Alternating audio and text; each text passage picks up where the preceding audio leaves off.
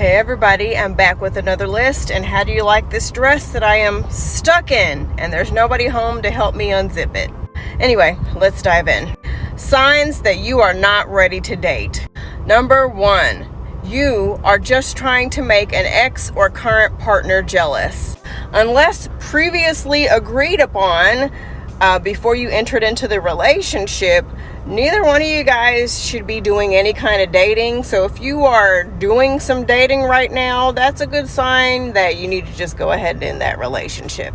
You are now pretty desperate to try to get your partner to treat you right, to show you some attention. It's just time to go ahead and just continue to date. Just go ahead and be single.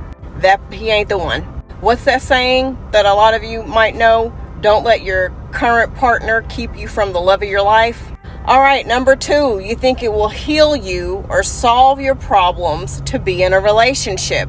You're sad, you're lonely, you're touch-starved, you want to have a baby, you want to have a family. You think that having the perfect 2-parent household with a house and a dog or a cat is just going to solve all your mental health issues, solve your, how you see yourself, solve your financial issues. I'm trying to do everything within my power to not start laughing right now. You think that adding a man to your life is going to solve your mental health issues? And also, there's nothing wrong with wanting to start a family or to be married or anything like that. The issue comes when you're desperate for it. There's nothing romantic about being with someone because you're simply desperate for them, and anything is better than being alone. Gee, I'm with you because I couldn't be alone. I don't love you. I don't really give a shit about you as a person. I just don't want to be alone. And you showed me some attention. So you're pretty much who I'm going to be with. What the hell? Number 3, you're with someone because you need help paying the bills. I will never forget. This is years ago. My dad was talking to this woman and he just stopped talking to her. And I'm like, Dad, why did you stop talking to her? She's a great woman. And he said she didn't have her own place. She was still living with family. Now, my dad has his own house. His bills are paid. He's good. The reason why he stopped talking to her is because he wants to make sure that no one is with him just because they think they're going to, get a free ride, if that makes any sense. Bare minimum, whether you're male or female, after, college age, you need to have your own shit. I need to know that you're not with me because you think I'm finna give you rights to work, I'm finna give you money, you're finna live with me, and same with me. You need to be able to see that within me. Now, back to my dad, that's not to say that if they were to get together or whatever that he wasn't going to take care of her. Very much so. He just wants to know that out the jump, that's not what they're looking for from him. They need to be able to be in a position to take care of themselves. It's not out of desperation. It's not out of, taking advantage or whatever the case may be. Do y'all understand what I'm saying? One of my late family members always told me that bare minimum, that man needs to at least have what you have: car, place to live, the ability to financially support themselves. You would be surprised how many couples moved in together for the sole purpose of saving money.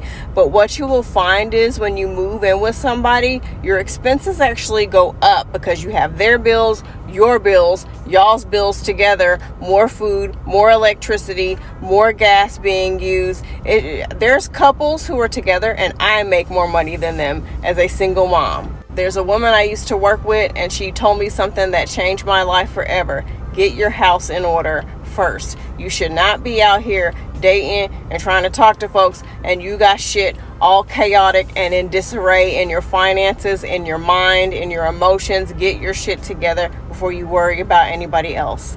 Number 4, you need someone to help you escape your chaotic home life. Let me guess, your mom and dad are arguing all the time, or you don't get along with the parent that you're living with, or you're getting abused, unfortunately, and the first guy that paid you some attention, that's your escape away from your house. Let me tell you something right now. I've had a lot of people just flat out admit, well, that's the only way I'm going to be able to leave here.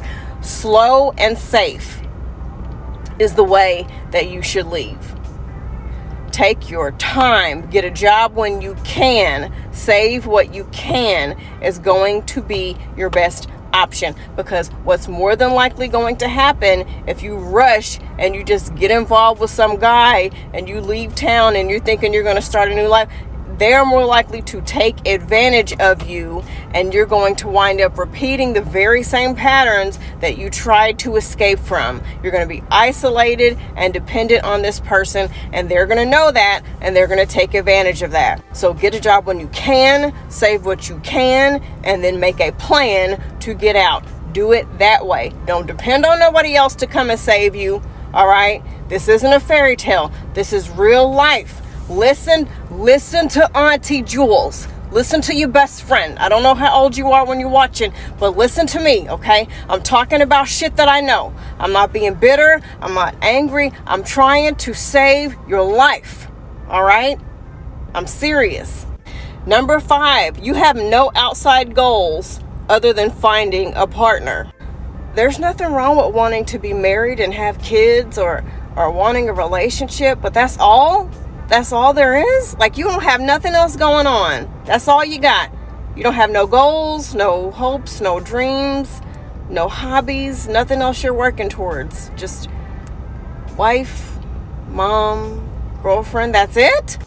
What happens when your kids get to the age where they get their own friends, and then there's stuff that they want to do with their lives, and they don't want to be up under you, and they don't need you as much anymore, and then there comes a day when they don't really need you at all, except for calling you to ask a question every now and then? What happens if, God forbid, your partner dies or that relationship doesn't work out, and your whole entire identity is in being a wife, girlfriend, and or a mom? You gotta have some other shit going on. I mean, okay, you might be like, well, I don't know. Okay, well, it's time for you to fucking figure it out. Okay, sit down with a piece of paper, journal.